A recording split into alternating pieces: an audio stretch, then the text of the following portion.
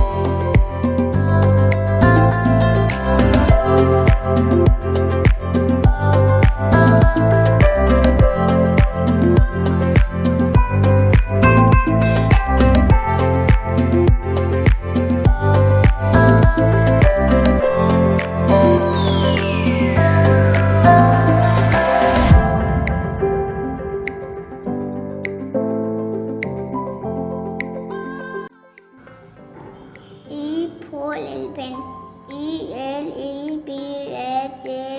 ELEPHANT pen में छाती।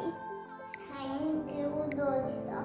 अगले वीडियो हम ए फॉर फिश पढ़ेंगे। मेरे वीडियो को ज़्यादा से ज़्यादा शेयर करें।